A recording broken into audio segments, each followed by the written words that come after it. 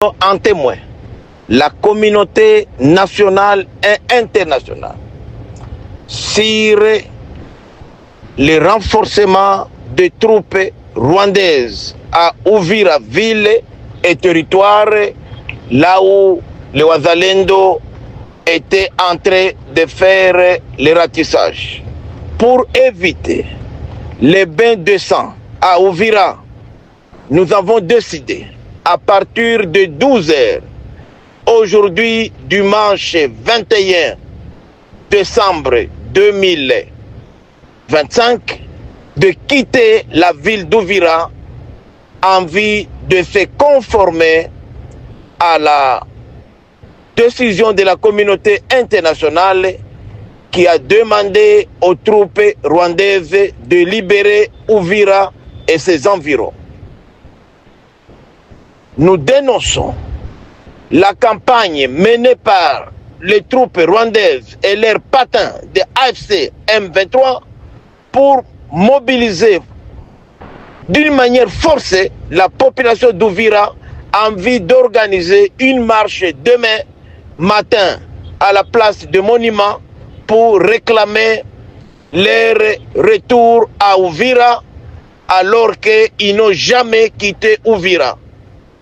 Les Wazalendo sont déterminés, malgré les retraits d'Uvira, de prendre toutes les dispositions pour contenir l'ennemi et ramener la guerre d'où elle est venue, c'est-à-dire au Rwanda. La patrie ou la mort. Bonjour encore une fois, Bande Konanga ya Chronique TV. Il reste 6 jours pour la fin de l'année. 6 jours seulement. Michi qui avait promis à la population congolaise que le 1er janvier 2026, ils vont récupérer, les FARDC vont récupérer Uvira, Bukavu et Goma et la guerre sera à Kigali. C'est ce que Michiki a dit pendant plus de 3 émissions. Michiki, au nom du gouvernement, il a promis au peuple congolais qu'ils vont fêter à Kigali. Le peuple congolais va fêter sous le régime de Tshisekedi Tshilombo.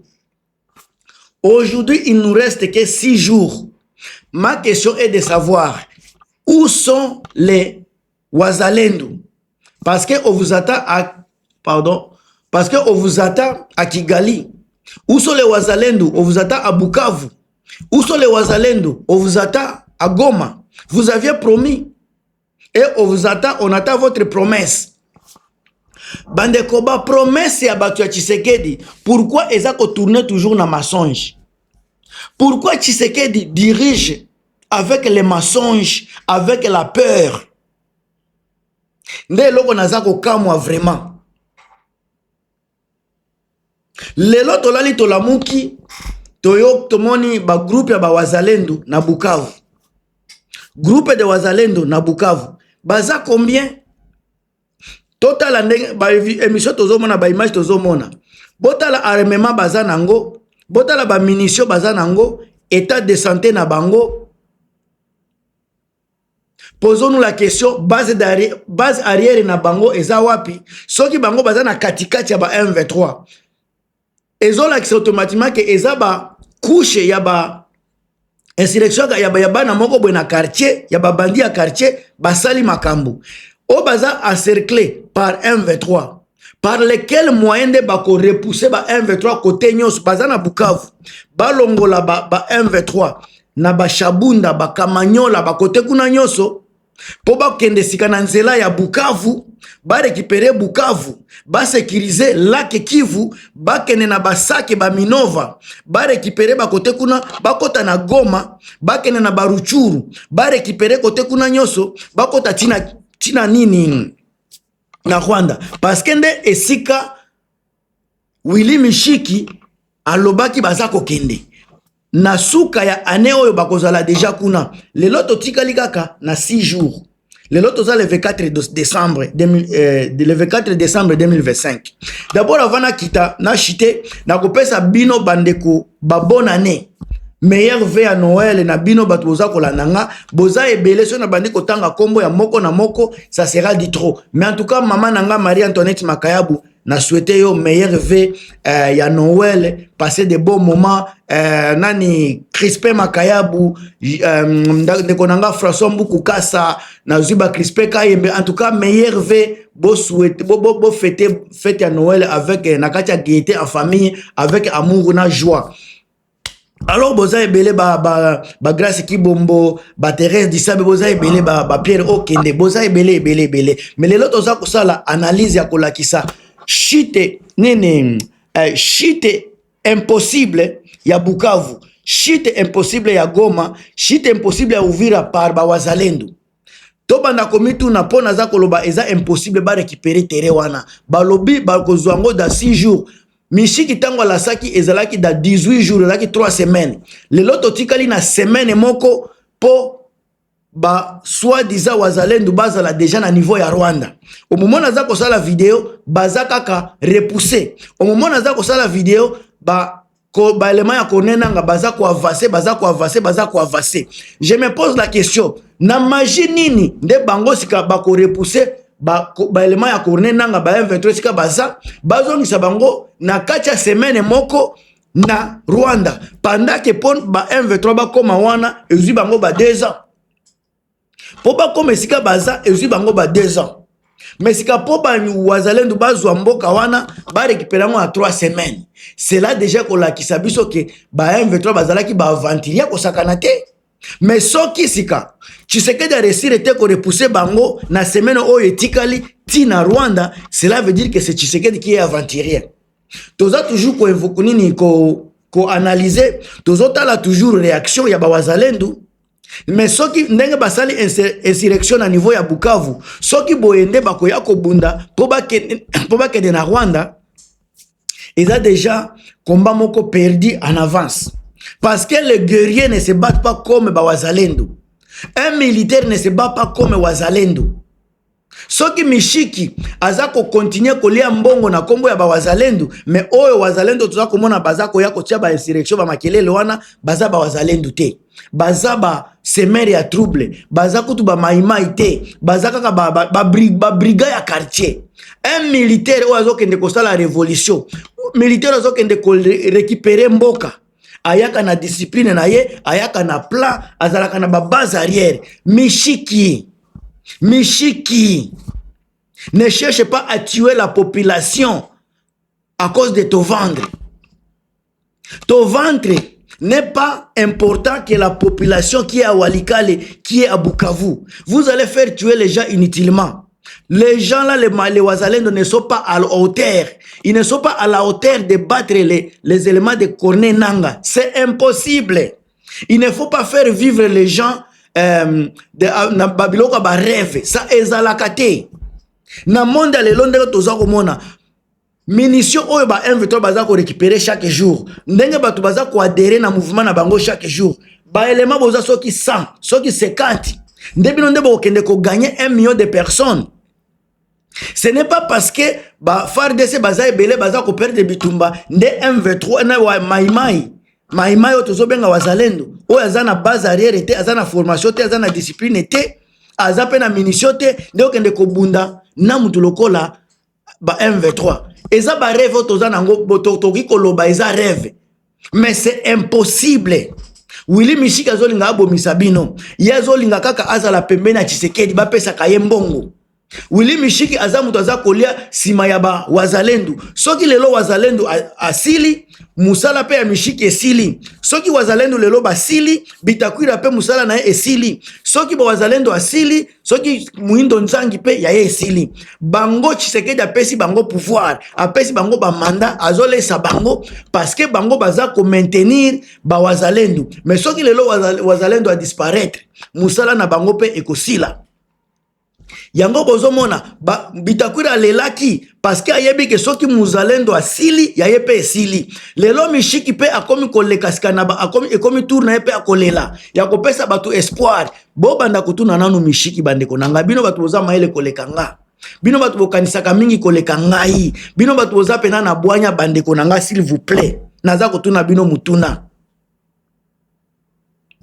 mishiki bo banda bo solola na ye apesa bino plan ya ko récupérer ba ville ya minene lokola Uvira ville ko récupérer Bukavu ko récupérer Goma avec imagine na semaine moko so ya ko récupérer ngo da 6 mois da 1 mois da 1 an na ndimi mais na kacha semaine na 3 semaines eloko alobaki lelo to tikali na semaine moko toza le 24 décembre 2025 alobaki le 1er janvier 2026 ba wazalendo bakozala na Rwanda tangu bazako loba boy azako bosana automatiquement que mesure de sécurité ya Rwanda bazako renforcer yango parce que bozako créer bozako déclarer guerre contre les Rwandais. Est-ce que bozako capable ya ko tenir guerre contre les Rwandais? C'est ça le problème. Tant que bozako sala bozako multiplier ba déclaration ya guerre. Tant que bango bazako avancer kaka bino nde bozolela. Bozako déclarer guerre mais botikala jamais ko avancer, botikala jamais ko récupérer territoire, bozako déclarer guerre. Soki lelo sika M23 avancé lisusu bokoloba Rwanda azako menacer Rwanda azako beta mais Rwanda wana bozoloba bozoko bengana ye bolobi bozo bengana Rwanda bozokota na mboka na eti le 1er décembre boni bozako lela tango azako avancer ko récupérer ba territoire na bino ezola kisateke bozako kosa batu ezola kisake bozako kosa biso ba peuple congolais bino ba politicien boza ba aventurier encore une fois ba aventurier bandeko boyoka ki déjà makambo ya mishiki alobaki moi kutu na tia video yango awa ezate mais une chose est vraie ba wazalendo oya za ko tshela motema baza ko se désarmer baza ko kota pa ba ba M23 wazalendo bango bazo tshela tembe bazo kosaka bango tokobunda wazalendo ye moko asiamoni ke eza komba moko inutile bako gagner yango te olia kozala ba vagabond na quartier ba wazalendo baza ko préférer ko kota na kati ya M23 esika nini bako koma ba militaire bako pesa bango chance bako pesa bango formation bako zala ba vrai militaire olia kozala zoba kozala contrôlé par ba bolole lokola ba Willy Mishiki ba aventurier bango baza na capitale baza kolia baza komela baza kolala baza kozwa bambongo baza na ba nationalité ya libanda Mishiki za belge za congolais te. Alors bango baza koya kolia bazo kosa na kombo ya bakongo ya kombo ya nani ya koloba bako gagner bitumba bako bunda po ba continuer kolia mais en réalité ba oyo boti ko sala sélection na Bukavu naza si dans 2 jours bokoyoka su bango te naza si bokoyoka su bango te sika bako kende wapi bako zala paralyser bako zala neutraliser par ba M23 sika mishiki ya ko gagner babino baba wazalendo nde boko kufa bofungola misu ona lobaki te naza koloba mishiki akosa kibino mishiki akosa kibino au moment naza kosala video bandeko na ngai bino ba wazalendo boza na makasi ata moko te ya kotelema devant ba élément ya Corneille Nangaa mishiki ayebi yango bien Bitakwira ayebi yango bien Muindo Nzangi ayebi yango bien baza ko manipuler bino ba wazalendo botika kozala manipuler par batuana baza na capital baza kolia baza kolala na kati ba climatiseur bazo kumba mituka ya cher bana na bango bazo tanga na ba école privée bino bana na bino baza kolela baza ko souffrir bino moko bokenda classe te boza kozwa pe ba salaire ya malonga te mais bango baza kozwa ba million yoza kozwa ba nini ba francs congolais ozomona ta ozoyoka ta soni te muzalendo ozoyoka ta soni te bandeko na ngai na komi na suka bo partager bo commenter kaka point de vue na ngai je ne pense pas que na sali mutu mabe on est ensemble et à plus. Au moment où nous tenons cet entretien, je peux vous rassurer que déjà les Wazalendo sont déjà dans la ville d'Uvira. On attend l'arrivée des FRDC et de la PNC et aussi de l'administration civile. Donc je peux vous rassurer bel et bien que ces gens-là ont quitté ne serait-ce que la ville d'Uvira. Alors, il y a certains qui sont dans certaines collines qui surplombent la ville d'Uvira. C'est un travail de nettoyage. C'est pas un piège?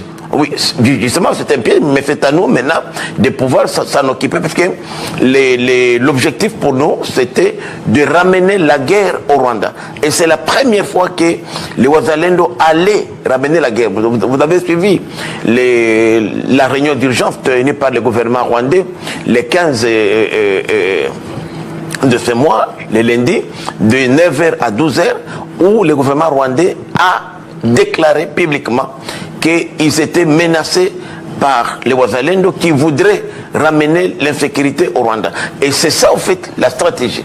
Aujourd'hui, lorsque nous aurons ramené la guerre d'où elle est venue, ce sera la fin de cette guerre. Même certains expatriés, si vous êtes un journaliste d'investigation, il y a certains expatriés et diplomates au Rwanda qui comptaient quitter le Rwanda menacés par notre arrivée là. Parce que nous avons compris que Kagame est tranquille chez lui. C'est comme ça qu'il mène la guerre ici. S'il est déstabilisé à l'intérieur de son pays, il ne pourra pas laisser la sécurité de son pays. Ça, c'est une attitude que le président de la République a catégoriquement rejetée. Le président de la République a dit que lui, il n'a jamais été quelqu'un de belliqueux. Vous vous souvenez, il a dit ça en Europe lorsqu'il a tendu pour la dernière fois sa main à Paul Kagame pour la paix des braves. Oui, en fait, le chef de l'État... Donc ça va en contradiction avec ce que le président dit. Le chef de l'État a toujours recherché à régler les conflits de l'Est d'une manière politique et diplomatique. Il n'a jamais cherché à recourir à la guerre. Mais l'adversaire qui est face de nous n'attend qu'un seul discours, malheureusement, le discours de la guerre. C'est ainsi que nous avons dit que, comme Uvira, pour nous c'était le verrou, puisque vous savez qu'à partir d'Uvira, c'est l'accès à Uvira leur donner l'accès au lac Tanganyika. Et le Tanganyika, c'est le grand Katanga. Mais c'est ça, et le Katanga, c'est le poumon de la République. On a l'impression que le Katanga compte plus que le reste des provinces. Parce que le Nord Kivu est pris quasi à 75%, le Sud Kivu aussi. On n'a pas senti cette mobilisation. On dit que comme maintenant ça va toucher le Katanga, il faut tout faire, il faut se lever pour que ça n'arrive pas. Quand Goma est tombé, Bukavu est tombé quelques jours plus tard, on aurait pu prendre les dispositions qu'on a en train de prendre pour le Katanga pour protéger aussi Bukavu, le Sud Kivu. Il faut dire que lorsque Goma et Bukavu sont tombés simultanément, nous avons immédiatement déclenché le processus de Doha et de Washington. Et le chef de l'État, respectueux de ses engagements et de sa vision de régler cette question d'une manière diplomatique, ne voulait pas utiliser les dernières cartouches. Et je dois dire que cette action, ce n'est pas une action du gouvernement, c'est une action citoyenne. C'est nous, puisque l'article 63 de la Constitution nous donne le pouvoir de nous défendre lorsque nous sommes menacés. C'est une action. Les Wazalendo sont une émanation de la population. Ça serait la première fois que la guerre allait se mener à l'intérieur du Rwanda. Et nous avons donné une seule condition. Vous quittez Uvira, nous retirons la menace pour nous ranger derrière l'accord cadre de Doha, même si nous ne sommes pas partie prenante, mais aussi l'accord de Washington DC. Qui n'est pas partie prenante? Non, nous, les Wazalendo, nous ne sommes pas Doha, non. À Doha, malgré que le processus qui nous impliquait tous, c'était le processus de Nairobi. Si je dois bien comprendre, donc vous dissociez les FRDC et les Wazalendo c'est à part. À part, nous n'avons rien. Vous combattez pour la même cause, pour la RDC. Non, il faut faire la nette distinction. Nous n'avons rien avec les FRDC. Les FRDC nous ont trouvé ce terrain. Les combats que nous menons ici. C'est pour ça qu'on dit que parfois vous vous attaquez, Wazalendo, FRDC combat. Il arrive parfois qu'il y ait certains FRDC qui se comportent très mal, parce que nous, notre combat est le même.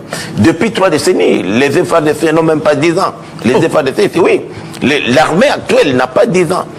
Sous le nom de FRDC. Les Wazalendo avant, ça fait mais les Wazalendo, ça fait 30 ans. Ça fait comment avant? Maïmaï, nous étions Katoko. Vous savez qu'ensuite, les Maïmaï était devenu un problème pour la République. Après avoir aidé, ensuite, c'est devenu un problème. Parce qu'on ne va pas vivre la même chose avec les Wazalendo. Non, justement, c'est comme ça que le gouvernement a tout intérêt à nous accompagner, puisque lorsque les Wazalendo ne sont pas bien organisés, c'est une bombe à retardement. Je le reconnais. C'est comme ça qu'il fallait d'abord fédérer les forces pour que les Wazalendo parlent le même discours. Aujourd'hui, quand je donne un mot d'ordre, c'est tous les 251 mouvements qui suivent. Et c'est comme ça que cette menace-là a fait peur au Rwanda, parce que les Rwandais aussi profitaient du fait que donc, les en cas de bavure, c'est vous qui allez répondre. Bien sûr, devant parce que la justice. Non, j'ai même mis mon mandat parlementaire en jeu. Ce n'est pas facile. Je suis le seul dans l'histoire de ce pays, un député qui met son mandat parlementaire en jeu pour défendre une cause juste. Et aujourd'hui, le monde me donne raison. Évidemment, on m'appelle prophète, je ne le suis pas, mais c'est juste par conviction. Parce que je ne vois pas comment moi, je continuerai à siéger à l'Assemblée nationale pendant que chez moi, ça ne va pas. Et si je le dis, c'est par expérience de ce qui s'est passé à Walikale. Rappelez-vous que la cité de Walikale, c'est la seule cité depuis près de 4 ans qui a été libérée par le gouvernement à travers les Wazalendo. Donc c'est cette expérience de Walikale que j'ai ramené carrément à... C'est grâce à vos stratégies, notamment, on vous êtes mis à contribution pour des solutions concrètes en ce moment. Tout à fait, parce que nous...